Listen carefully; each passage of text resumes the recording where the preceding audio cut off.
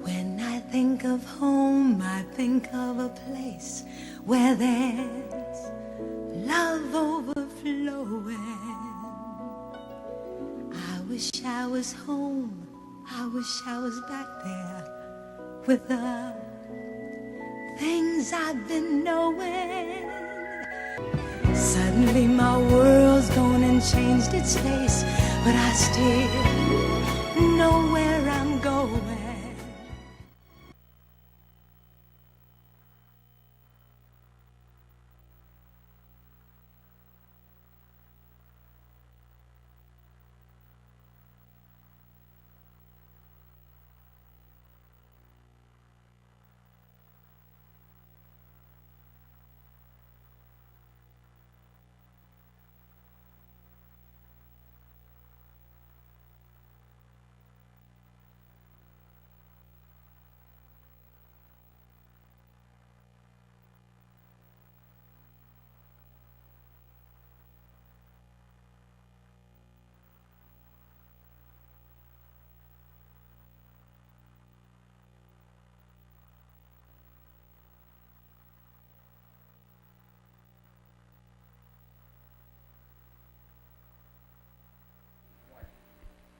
Good afternoon, ladies and gentlemen.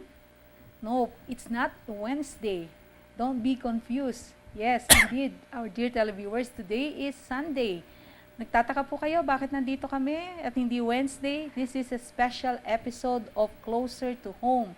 Since May 1 falls on a holiday, this same episode will be replayed on Wednesday. So, pwede nyo pa rin siyang panoorin. Ano po? So, this afternoon, we have a very special episode. It's a Labor Day episode. And what better way na i-celebrate natin ito kundi for us to invite a guest an expert on labor and ano po yung mga gusto nating malaman. And I think this is very important because this directly affects our homes. Ito po yung mga resources natin na mga ginagamit natin sa ating mga bahay. So, kailangan malaman natin kung ano po yung mga rights natin dito. So, good afternoon again, ladies and gentlemen. This is your host, Ate Ces Apostol. Welcome to Closer to Home. And we have our guest this afternoon.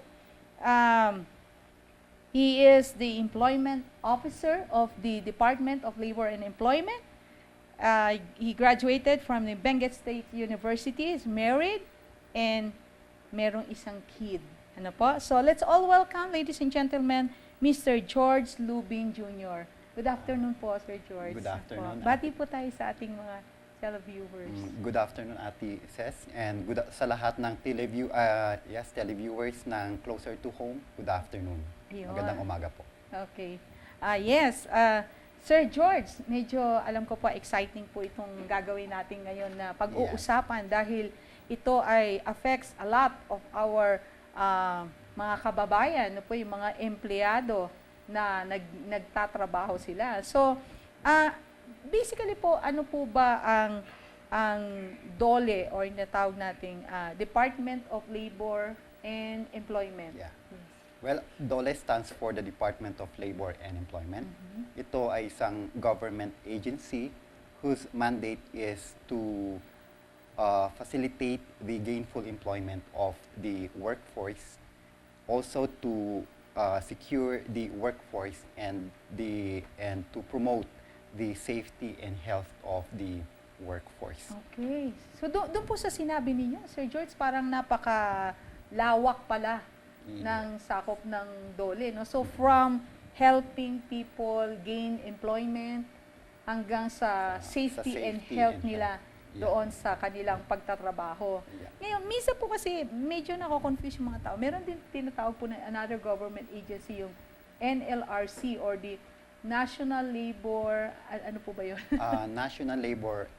NLRC, National Labor Relations Commission. Okay. So ano po pagkakaiba ng DOLE sa NLRC? Okay.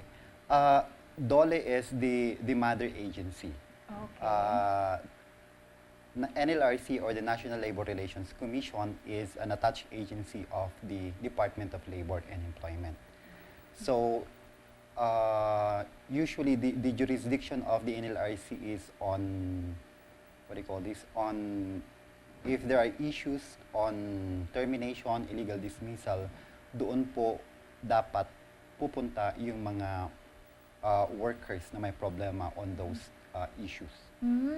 So, kapag ka po meron silang problema or they need assistance regarding their employment and they're currently employed doon sa employer nila particular, sa DOLE sila hihingi na assistance. Ganun po. Yes. Okay. And then, kung namang meron silang mga hinaing laban sa kanilang mga dating employers in cases of illegal termination, doon sila pupunta sa NLRC. Basically sa NLRC. Okay. So, kahit po wala na silang relationship doon sa dati nilang employer pero hindi naman termination ng issue, saan po ang punta nila? Sa DOLE? Sa DOLE, pero because of the SENA or single entry approach, lumabas ito noong 2010, pwede ring pumunta yung mga employees or terminated employees sa attached agency ng DOLE, like for example sa NLRC, sa POEA, sa NCMB, RTWPB, at saka iba pa. Pero basically, ang my jurisdiction nun is the mother agency, which is the Department of Labor and Employment. So, you're saying po na yung Department of Labor and Employment ay mayroong mga attached agencies na pwede rin nilang puntahan. Medyo marami-rami po yung binanggit natin kanina. No? So, yung una po yung nasabi natin, yung NLRC, yung in cases ng termination, ng illegal dismissal or termination, NLRC ang punta nila. Or ano pa po yung isa? Meron din tayong tinatawag ni NCMB, NCMB, meron din tayong POEA, OWA, and TESDA also, PRC. Then, pwede rin silang dumulog sa mga attached agency ng DOLE na mga yon. Ay, gano'n. Pero kung halimbawa po medyo marami-rami yung binanggit niyo, medyo nalito na sila kung saan sila pupunta, siguro they can just approach DOLE and they will be parang i-guide sila kung saan sila dapat na pumunta. Yes po. Ayun. So, nabanggit po natin nyo kanina sa akin, off the air, na merong mga parang kanya-kanya na mga syempre department sa bawat isang doon sa DOLE. So, yung sa inyo po particularly as the labor and employment officer po. Ano po yung particular na function ng inyong opisina as or ninyo po as a labor and employment officer? Well, as focal person sa employment, I am in charge on the employment facilitation ng ating mga workers. So I am the one who implements in partnership with the Public Employment Service Office and also other government agencies. Kami po yung nag-i-implement ng mga employment facilitation strategies.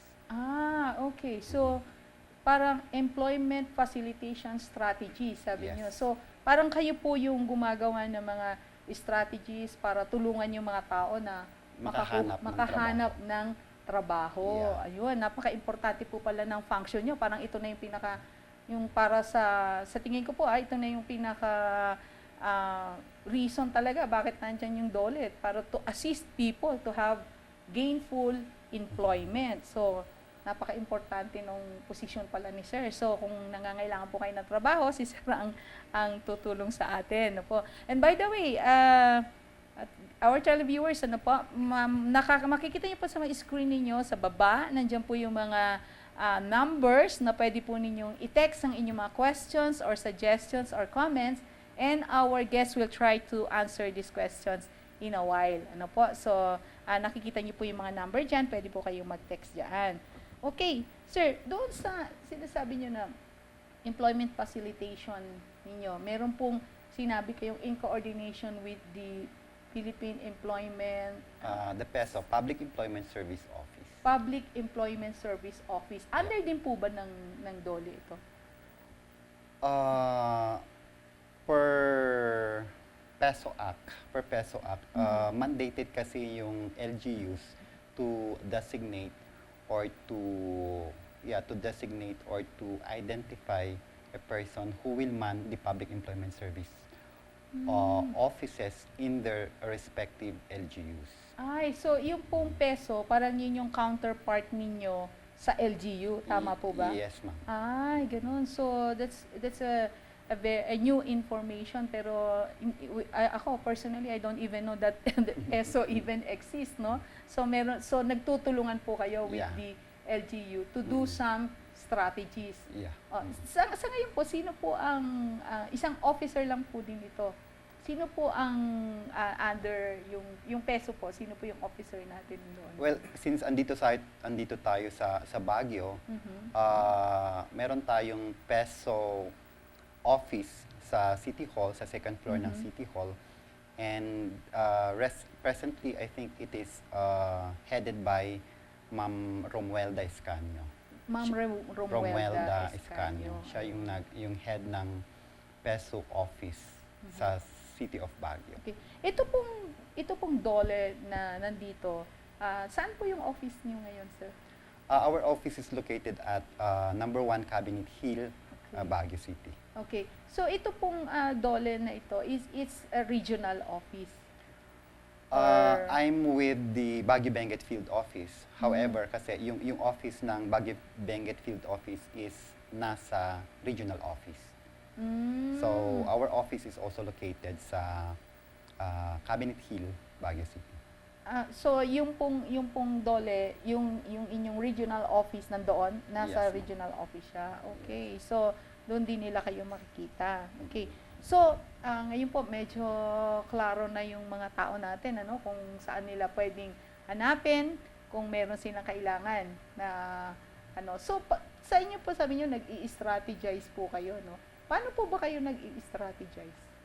Well, meron ng identified na mga different programs and services that we need to implement. Kasi it's the Bureau of Local Employment that conceptualized programs and services. And kami po sa regional offices, kami yung implementer ng mga programs and services related to employment facilitation. So yung Bureau of Local Employment po under sa peso ito. Hindi po, Iba pa yun. isa siyang bureau under the Department of Labor and Employment. Okay, so marami palang grupo yung parang nag-a-act, nagsisynchronize to help our mga kababayan to get gainful employment. Okay, so pagbalik po natin mamaya, we're going to talk about ano ba itong mga specific na programs na ginagawa ng ating DOLE para matulungan ng mga kababayan natin to seek employment. Huwag po kayong aalis dahil napaka-importante po nito. We'll be right back.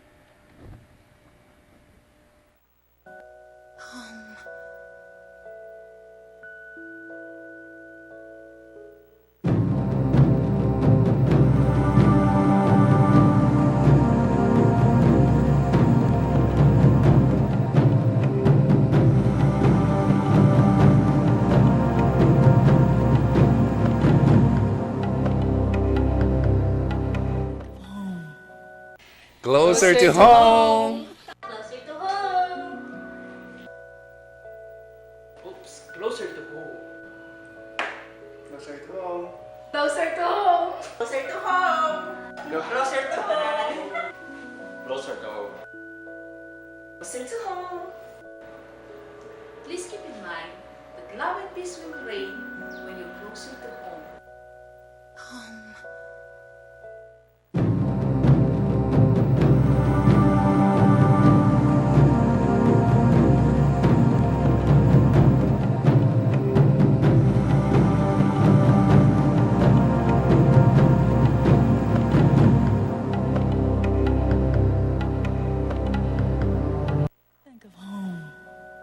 Closer to home.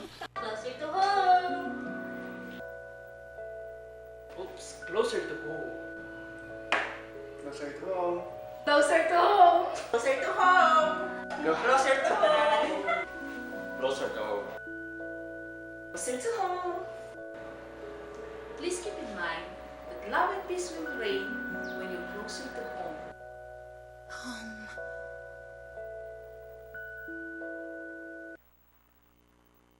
ladies and gentlemen, at alam ko na excited kayo nang malaman kung ano yung mga programa na inihanda ng ating DOLE, especially yung Labor and Employment Office, no? Kung ano po, paano natin malalaman or saan tayo pupunta, kung saan tayo gusto nating makahanap ng mga trabaho natin. Lalo na ngayon na katatapos ng graduation, siguradong marami ang maghahanap ng trabaho. So, saan kayo pupunta para makahanap ng mga trabaho na yan? Pakinggan po natin ang mga programa na ginawa ng ating Department of Labor and Employment para matulungan tayong mga kababayan. So, balik po tayo kay Sir George Lubin Jr., ang Labor and Employment Officer ng DOLE. Okay po.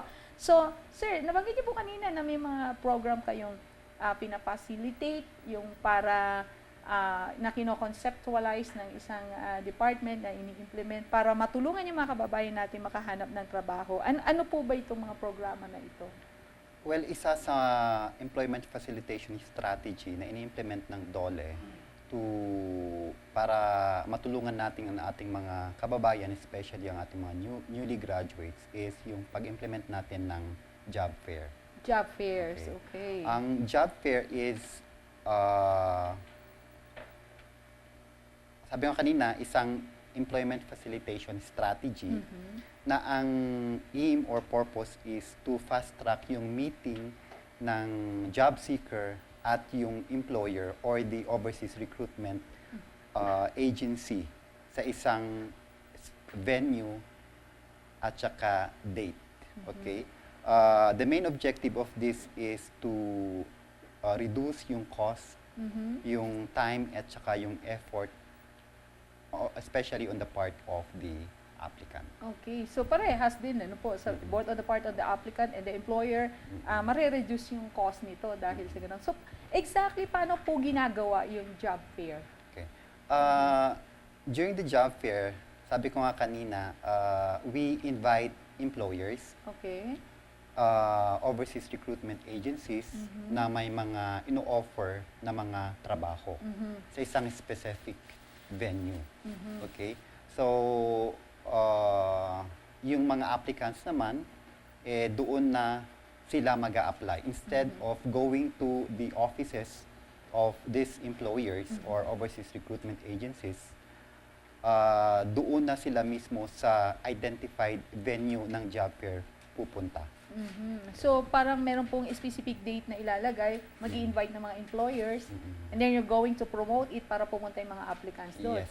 So imbis na pumunta ka sa isang opisina, tapos pupunta ka sa kabila, eto tabi-tabi na sila. Yes. No. Na pwede mo nang ibigay agad yung application mo. Ganun po. Meron po ba tayong naka-schedule na job fair since May 1 is Labor Day? So medyo inaasa-asahan siguro nila na meron tayong ganyan. I think parang regularly we're conducting job fairs on May 1, ano po? Yeah.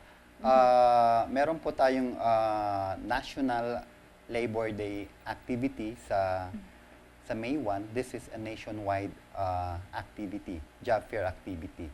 For the Cordillera Administrative Region, ang schedule po is sa May 1 and 2. May 1 and 2. Tandaan niyo po yan. For local employment sa Baguio Convention Center and sa SM. And that is scheduled for May 1. For overseas employment, sa May 2 sa Baguio Convention Center. So parang dalawang hinati niyo po siya. For local employment, on May 1 at the Baguio Convention Center and SM City Baguio, and on May 2, Baguio Convention Center for overseas employment opportunities. Ayun. So, anong oras po mag-uumpisa ito, Sir George? Sa anong oras po matatapos? For the local employment sa Baguio Convention Center, as early as 7 o'clock pwede na po kayong pumunta sa venue, sa identified venue. However, for the SM venue, 9 o'clock po yung umpisa. 9 o'clock. Sa okay. SM. Okay. So, hanggang anong oras naman po itong mga ito? Hanggang 5 po. Hanggang 5 o'clock. So, dapat magdala na sila ng maraming mga resume nila and application letter para yung chances nila na ma-hire sila, may bigay nila sa maraming kumpanya. Yeah, tama po kayo. And then, yung May 2 At the Baguio Convention Center, ito naman yung mga overseas employment opportunities. Yes. Ano po. So, aside from these dates po, may iba pa po bang dates and venue na naka-line up kayo for a job fair? We have also on the Kalayaan, meron kaming Kalayaan Job Fair or the Independence Day Job Fair sa June 12. June 12, Kalayaan Job Fair. And then sa Cordy Day, I think that is July 16, meron din po tayong job fair. Usually ang venue din natin is sa Baguio Convention Center. Baguio Convention Center and SM. So, yan, yung mga bagong graduates yan, umpisahan nyo nang dalhin ng inyong mga resume at yung mga iba naman na naghahanap ng greener pasture, ika nga, ay pwede na rin po kayong pumunta sa mga area na ito para sa job fair. Eh, yung mga employer naman po, kung gusto nilang sumali dito sa job fair na to, ano po ang gagawin nila? Saan sila pupunta? Kanina po sila makikipag-coordinate? Okay. For the employers, sa mga bagong employers na gustong mag-participate sa job fair, kung yung job fair is sponsored by the Public Employment Service Office, doon po sila pwedeng mag-coordinate. Or pwede rin silang tumawag sa field office na kung saan yung job fair na yon is gaganapin, kung saan gaganapin yung job fair. So for example, if the job fair is under the Baguio Benguet Field Office, then they can call our office.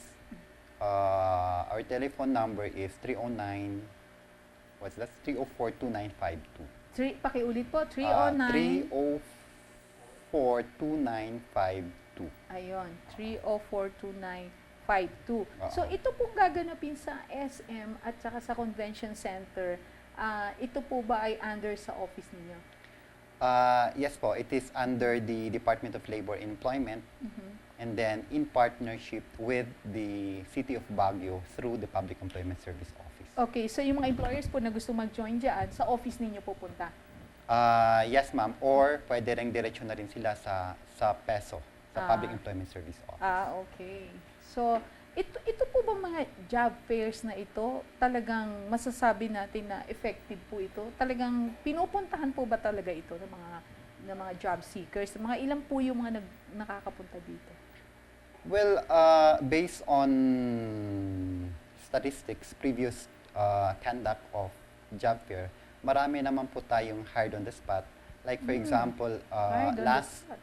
year, may Labor Day Job Fair 2012. I think, kung hindi ako nagkakamali, more than 1,000 were hired during that job fair. So this program is really effective, 1,000 for one day. Talagang not bad. Huh? So, aside from job fairs po, ano pa po yung mga employment assistance strategy na ginagawa po ng office ninyo? Meron kami tinatawag na PhilJobNet. Ang PhilJobNet is... PhilJobNet. Yeah, PhilJobNet. PhilJobNet is the official job portal of the Philippine government. And this is an automated job and applicants matching system which aims to fast-track the job seekers' search for jobs and yung employers' search for manpower. Automated siya, minamatch nung computer yung preferred occupation ng mga job seekers to that of the vacancies that were posted by the different companies or establishments. So ito pong philjob.net, yun po Yes. yung website, ano po? philjob.net. Ito po ay libre po ba ito? Yeah, this is free for job seekers and also for the employers. Ay, kasi may nakikita po kami na yung mga iba rin na may bayad eh. So ito pala, paano po ang gagawin ng mga employers para pupunta lang sila doon sa website na doon and then magpo-post sila? Ganun ho ba? For registered employers, they can just post their vacancies. But for those who are not registered, they need to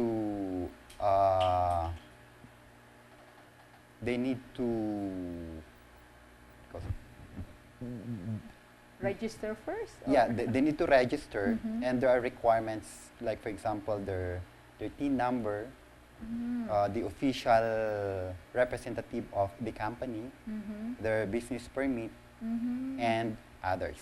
So, yon. Nandun din po siguro sa PhilJob.net yung requirements nila. Yes So, po. can they submit it also online o kailangan i-submit sa office sa inyong office yung mga requirements na yun? After they have registered, there is one person in the office who validates the informations that were entered by the employers. Okay, so, So after validation, doon na pwedeng mag-post ng vacancies yung mga employers. okay, so ibig niyo po sabihin, magsasubmit online ng mga information ng employer Yeah. and then mag-validate na someone from your office and once na-validate na, they'll be considered registered, pwede na sila mag-post ng libre. Yeah. Ayun, so hindi na nila kailangan pumunta pa sa mga sa mga newspaper magpa-advertise. So nakakamura ito, no? Yes And po. the job seeker, hindi na kailangan mag-register syempre. Basta They need to register. magre-register pa They need to rin. register Okay. so that they can access the vacancies that were posted by the employers. Kung hindi registered yung applicant or yung job seeker, limited yung informations na pwede nilang ma-access. Okay. So paano naman po magpapa-register yung mga job seekers? Online, they can register. Nakalagay naman sa internet or sa website yung procedure on how to apply or how to register. So, isusundan na lang nila yung Yeah. registration na yun. And then, they can already access at magmamatch na yung yung computer. Kung Yeah, paano yeah, siya. oo. Okay. Based on your experience, sir, meron po bang, ano po ang success rate nitong PhilJob.net natin? Marami bang naha-hire through this procedure? Did you know? Hindi namin malalaman exactly kung may naha-hire unless i-inform yun nung applicant or yung registrant na applicant at saka yung employer. Okay. Pero usually hindi na. Oo. Hindi na But ang sa amin naman sa tingin namin it's an important employment facilitation strategy. I think so din, sir. Lalo na ngayon na puro mga lahat ng tao ngayon, they're doing their jobs through internet na and everything. So I think that is a very big help talaga para sa mga job seekers natin. Okay, so there you go, our televiewers. Nakita po natin na meron palang mga facilitation strategy na ginagawa ang ating Department of Labor and Employment. And two of those programs ay yung ating job fairs, which is incidentally will be conducted on May 1 sa Convention Center. It starts at 7 a.m. up to 5. Yeah. And then simultaneously sa SM City Baguio, 9 o'clock in the morning up to 5 o'clock also. And then on May 2, if you want to see kung ano pong mga opportunities abroad sa Baguio Convention Center, ay pwede po kayong magpunta dyan. Ganon din, sir, 7 a.m. to 5 p.m. And you can also, if you're a little tech and you want to go through the internet, meron din pong PhilJobs.net wherein you can register whether you're an employer or a job seeker at applicant. Pwede po kayo pumunta doon at magmamatch at baka doon na po natin makita yung inaasam nating dream career natin.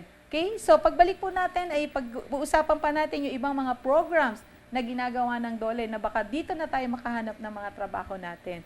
Huwag po kayong aalis. We'll be right back. Think of home. Closer to home. Closer to home. Oops, closer to home. Closer to home. Closer to home. Closer to home. Closer to home. Closer to home. Closer to home. Please keep in mind that love and peace will reign when you're closer to home.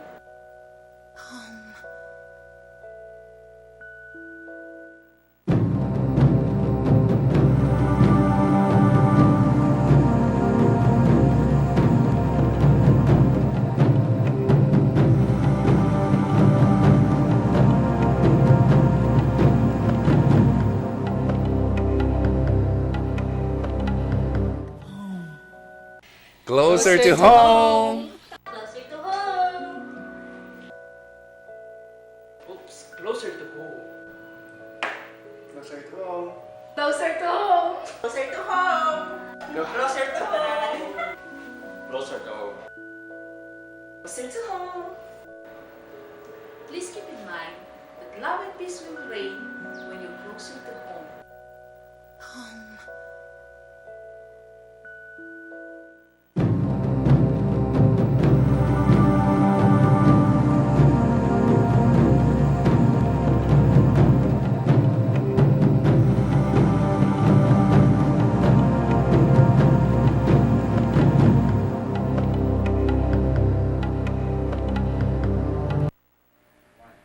Okay, nandito pa rin po tayo. Kasama pa rin po natin si Mr. George Lubin ng Labor and Employment Office of the Department of Labor and Employment. At ngayon po ay patuloy natin i-discuss yung mga programa na inihanda ng DOLE para sa ating mga kababayan, especially mga bagong graduates siguro natin na wala pang trabaho hanggang ngayon, no? Lalo na medyo mahirap maghanap daw ng trabaho, pero nakikita ko naman maraming mga wanted ads eh. Siguro yung matching lang yung kailangan.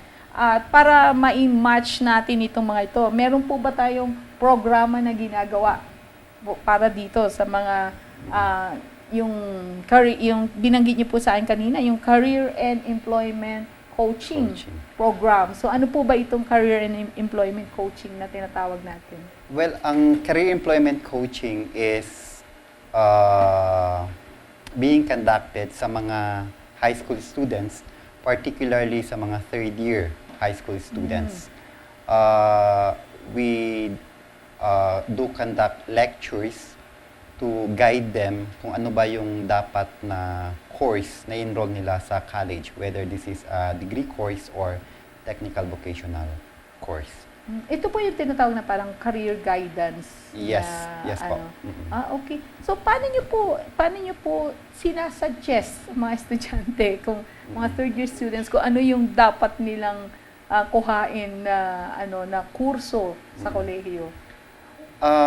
Meron kaming ang DOLE nag-conduct ng study, research project in 2010, and yung highlight nun is the in-demand and hard-to-fill occupations.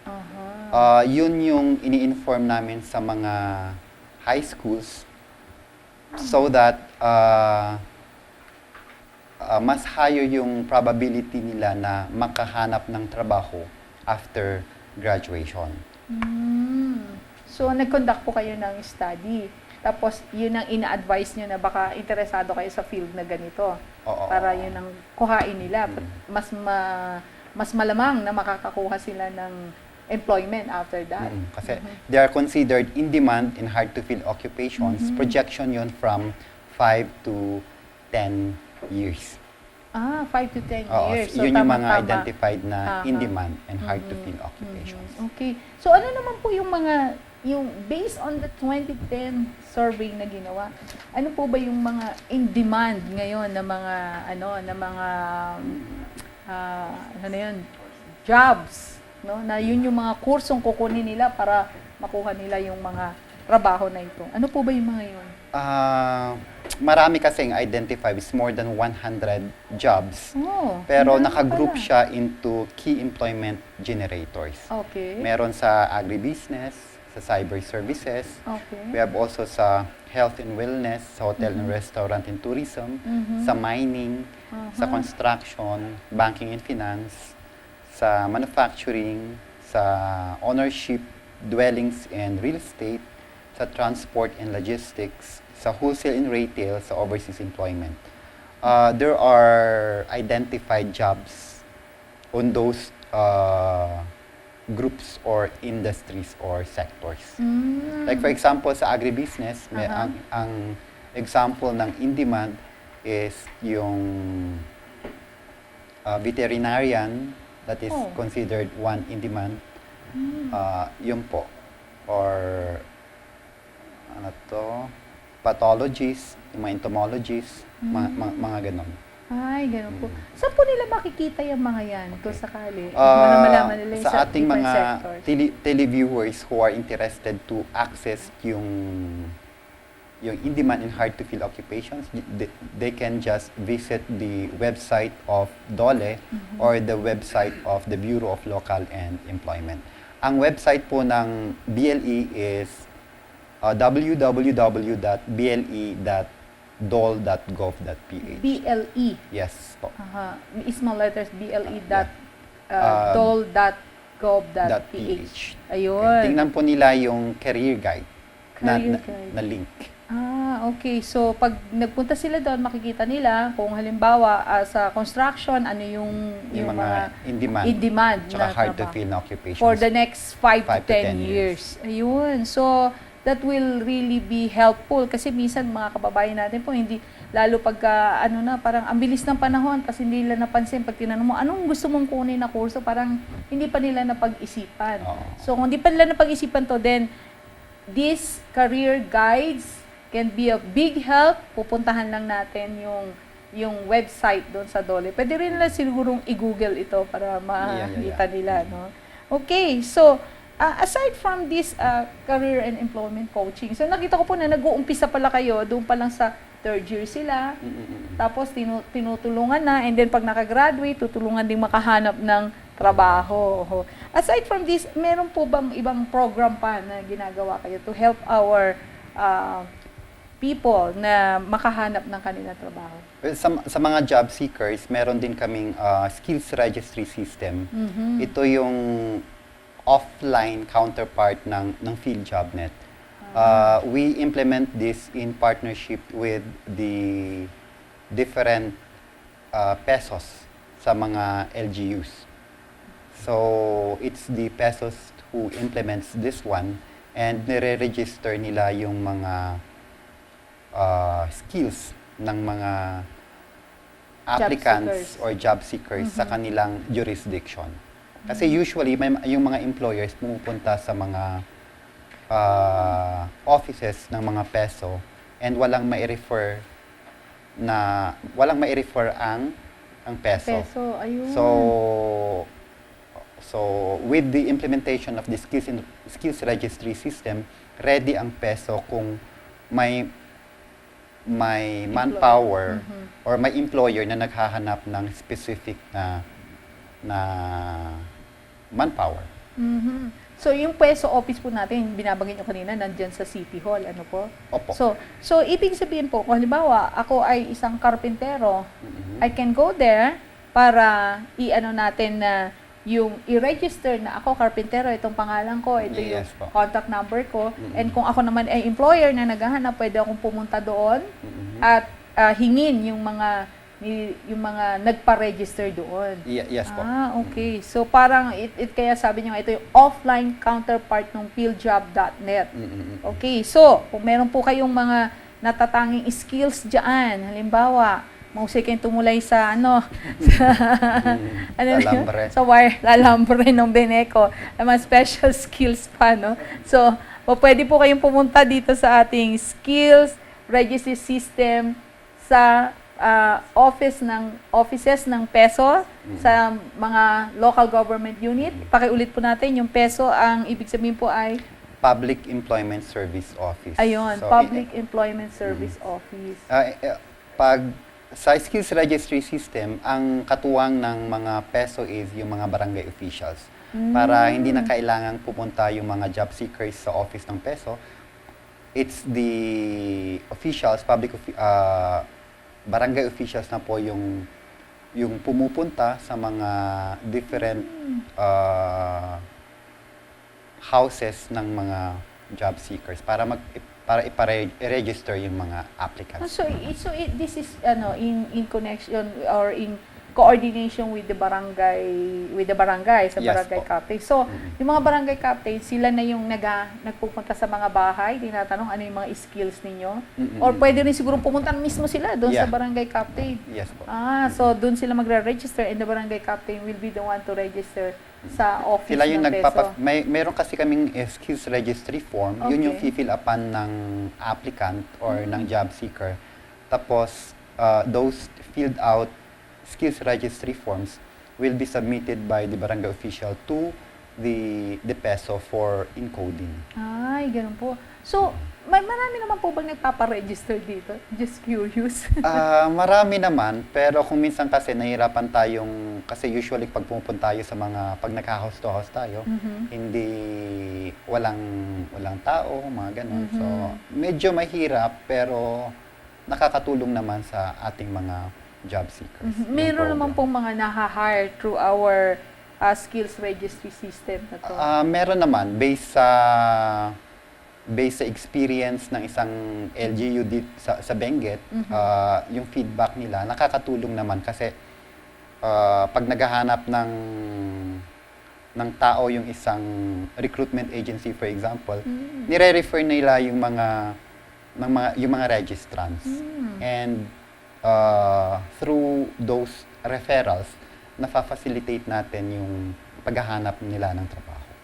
I see. So, ngayon, nalaman natin na marami palang mga ways na ginagawa ang ating DOLE for our job seekers. At kung tayo naman po ay naghahanap ng trabaho, kung minsan lang siguro hindi nila alam kung ano yung gagawin nila, nagbabakasakali lang sila kung saan-saan. Pero meron pala mga programa na ito, kumbaga, medyo scientific na yung approach natin ng job hunting, no? So, you can go to job fairs, you can go to fieldjob.net, register also your skills sa ating PESO offices through our barangay. And yung mga anak natin pala, if you want to look at the available or in-demand and hard-to-fill up careers for the next 5 to 10 years, pwede rin nating pasyalan ang kanilang website ng DOLE, which is the Yung website ng DOLE, www.dole.gov.ph, or yung website ng BLE, which is www.ble.dole.gov.ph. Okay, so ladies and gentlemen, with all the support, these supports and programs of the government, I don't see why we will not be able to find our dream jobs. No po? So after naman na makahanap na tayo ng ating mga trabaho, kailangan malaman din natin ano ba naman yung mga basic rights ng mga employees kapag tayo ay nagtatrabaho na. So yan naman po ang i-discuss natin kapag tayo ay bumalik. Huwag po kayong aalis.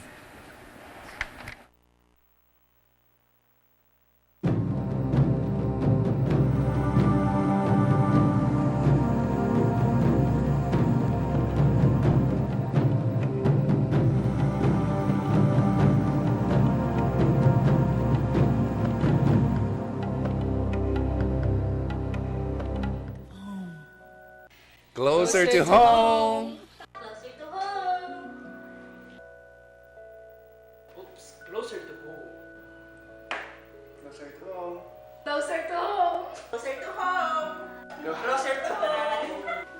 Closer to home. Closer to home. Please keep in mind that love and peace will reign when you're closer to home.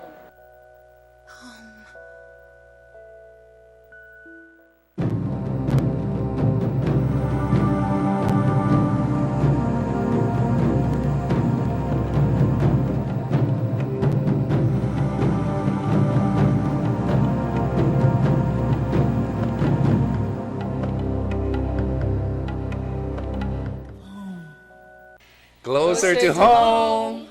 Closer to home. Oops, closer to home.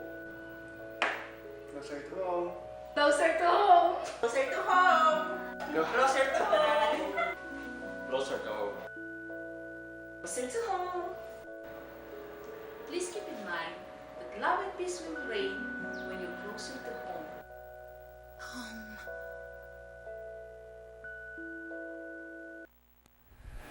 Okay, nandito po tayo uli at kasama pa rin natin si Mr. George Lubin Jr.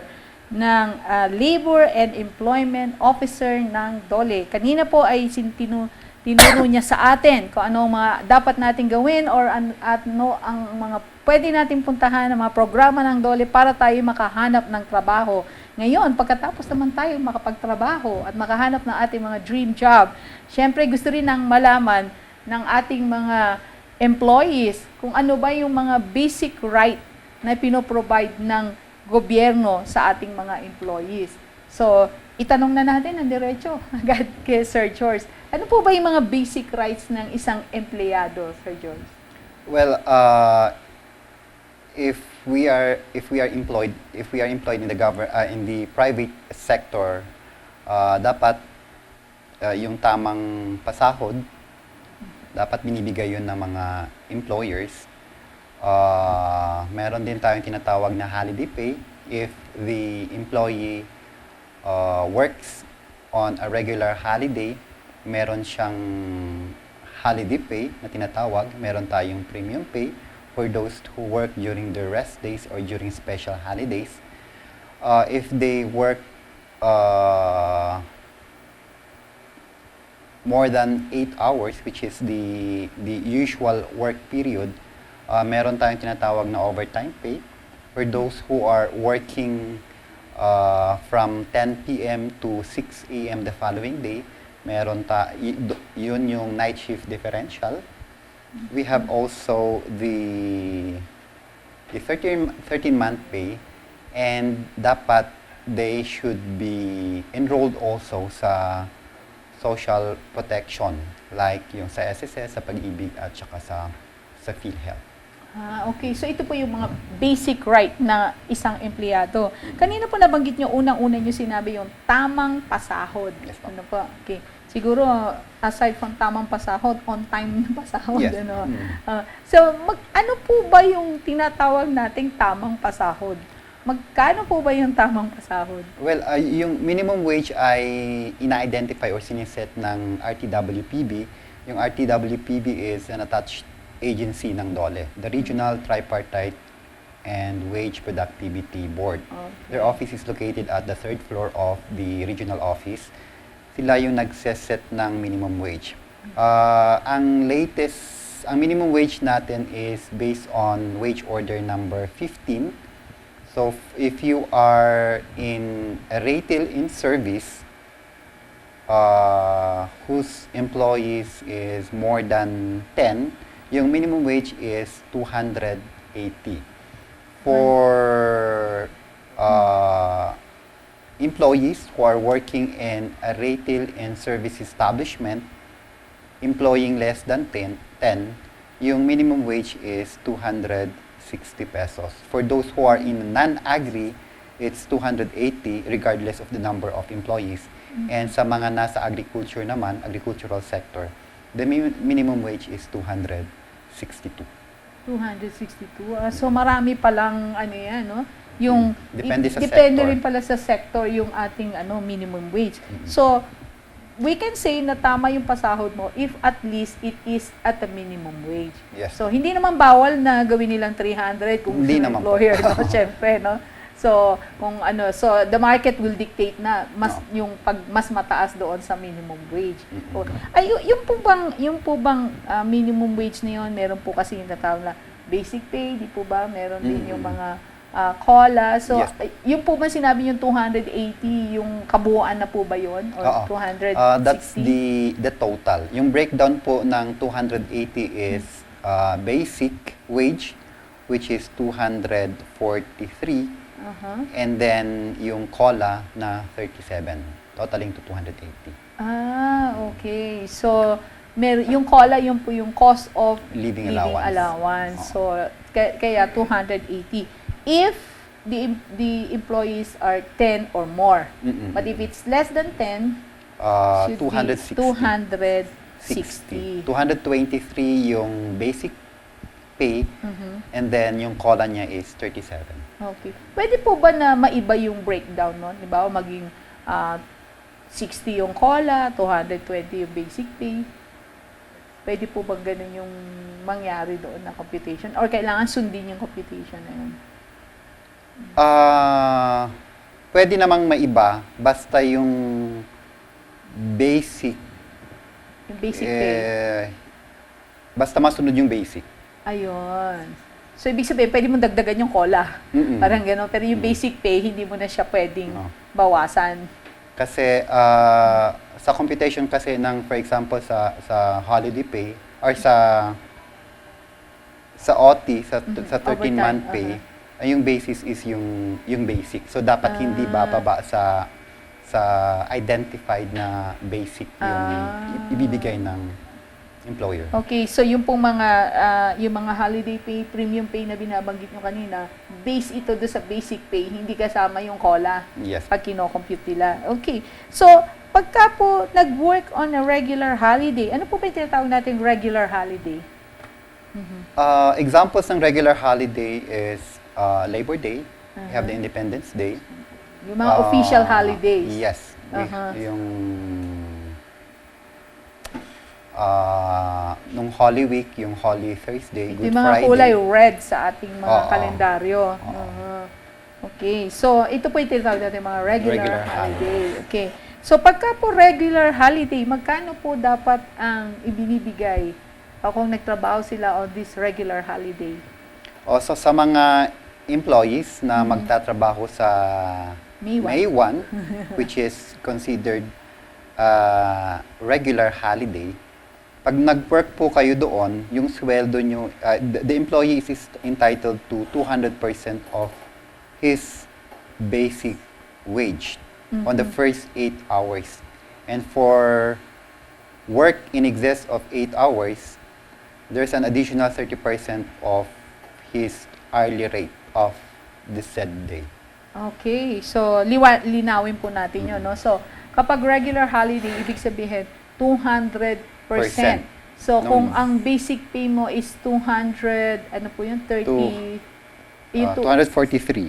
243, so, times 2, yung 243, 200%, Yes. gano'n. So, magiging 486. Nako, medyo mahina ako sa mathematicals ang isip, no? Okay. So, at kung nag-holiday pa sila, parang plus 30% of the hourly rate. Yes. So, ibig sabihin, yung rate mo for 8 hours divided by 8, tama po? Yes. So, yes that's po. your hourly rate and then plus 30% pa ng hourly rate. Ganon. Ayun.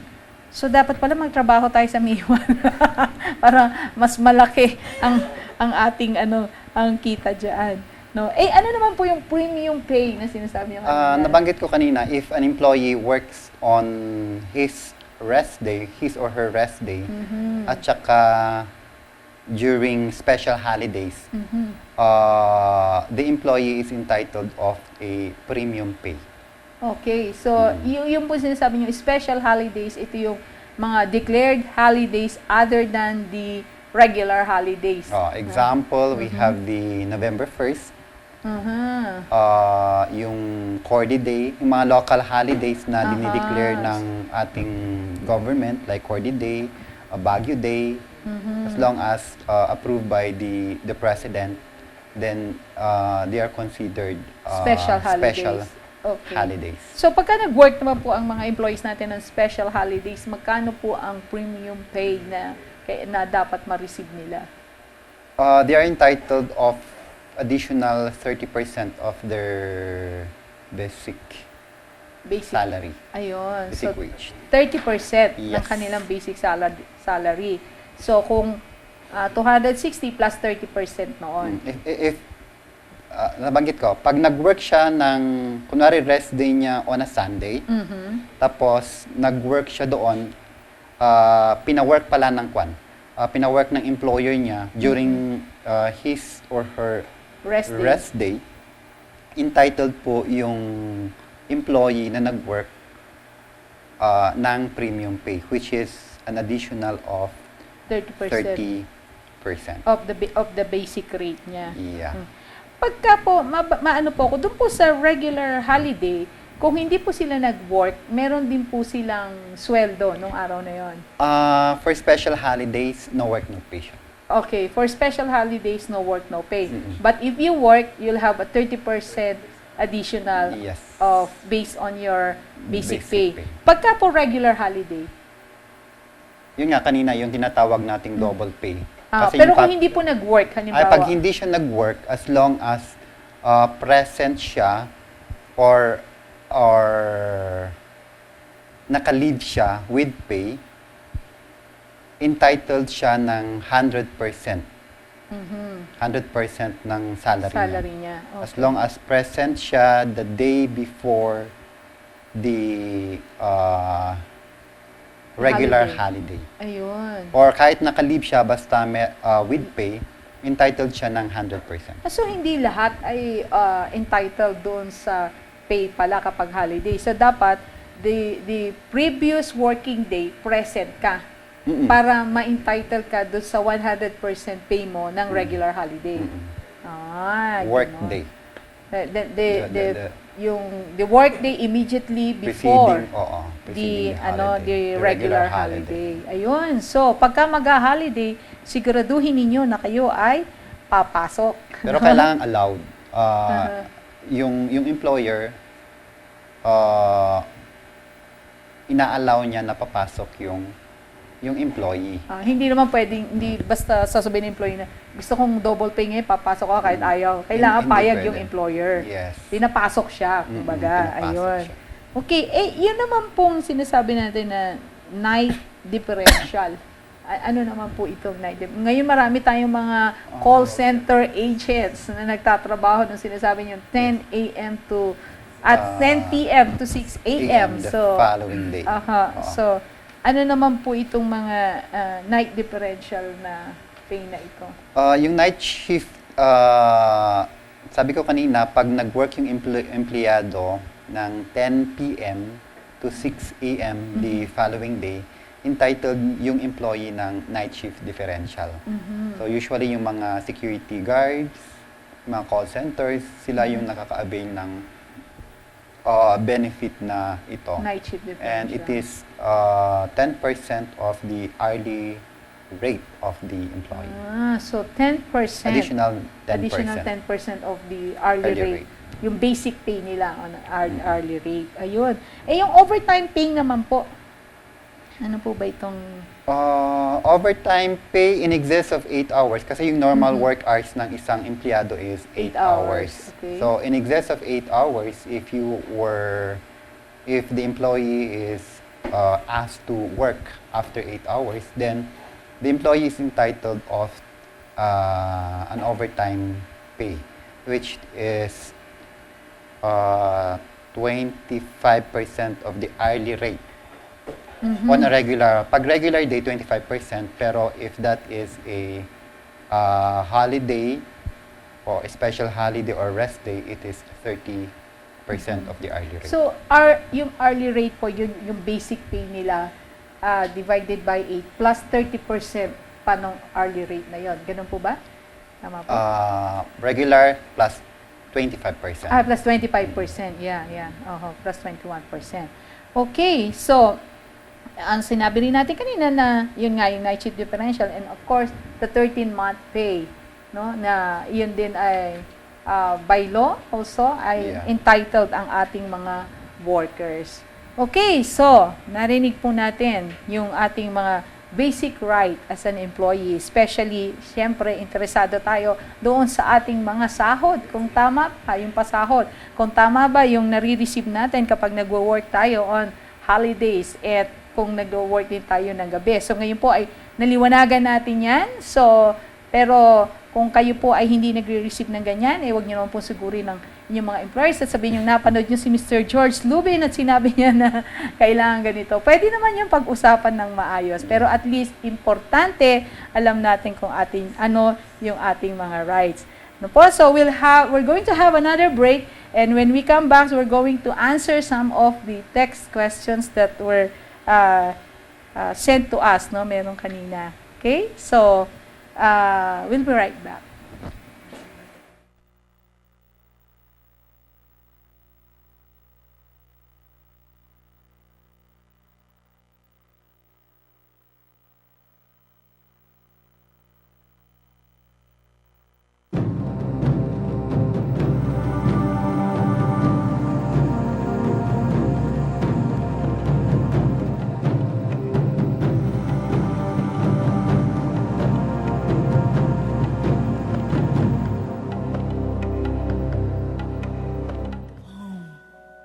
Closer to home. Closer to home. Oops, closer to home. Closer to home. Closer to home. Closer to home. Closer to home. Closer to home. Closer to home. Please keep in mind that love and peace will reign when you're closer to home.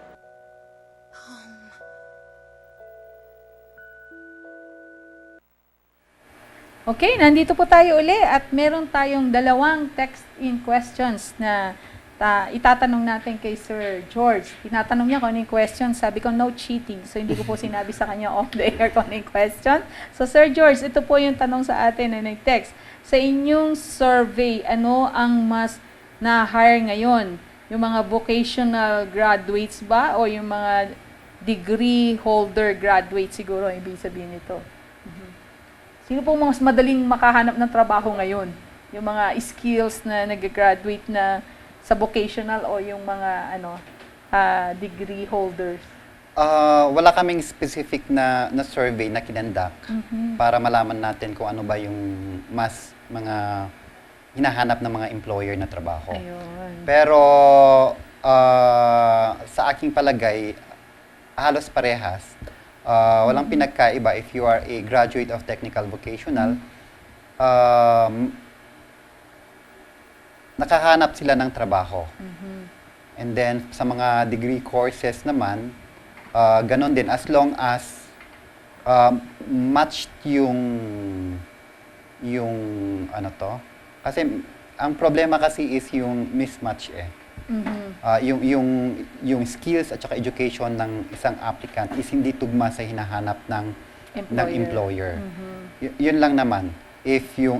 Kung yung tinapos mo is match, then makakahanap ka ng trabaho whether you graduated in a degree course or technical vocational. Okay. So, ito po yung last question na ating texter. Ano usually ang mga qualifications na hinahanap ng mga employment, mga agency? Siguro ng mga employers ang ibig sabihin nito. Mga employers.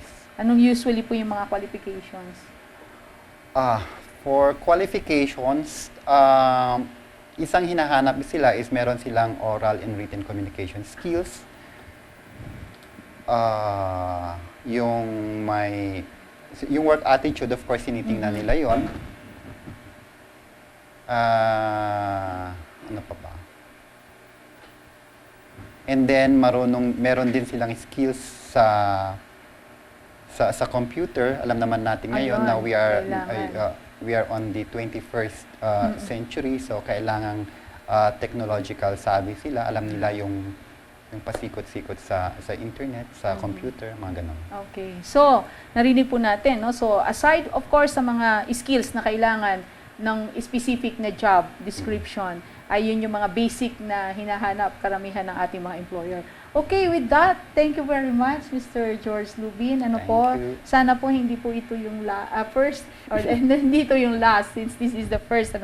Thank you for sharing your expertise with us. At sana po nga, maulit pa uli ito. Maraming salamat po, sir.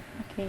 And of course, we'd like to thank also our sponsors, Children's Haven, owned by Mrs. Mary Norma Padilla. Their office is at Lopez Building. Telephone number 6190180. They are offering tutorial programs for children. And also, of course, Kaizen Builders Incorporated. Pag kailangan nyo po ng bahay, dito po kayo pumunta at marami pong mga bahay na mapipili kayo at very flexible pa po ang mga terms. And also, thank you rin po sa ating producer, Mr. Robo Campo of Colors Networks, and to my image maker, Ms. Shiva Rivera. But most of all, thank you our televiewers for joining us this afternoon at panoorin nyo po yung replay nito sa ating regular program kung gusto nyo pong on Wednesday, no po, para kung gusto nyo pong i-review yung sinabi ni Sir, lalo na sa mga benefits na kailangan na alam natin bilang mga empleyado. So, with that, this has been your Ate Cez Apostol saying, love and peace will reign when you're closer to home.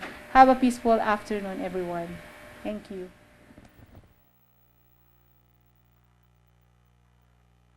Think of home.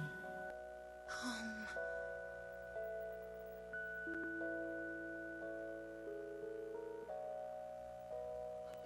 When I think of home, I think of a place where there's love overflowing. I wish I was home, I wish I was back there with the things I've been knowing. Suddenly my world's gone and changed its face, but I still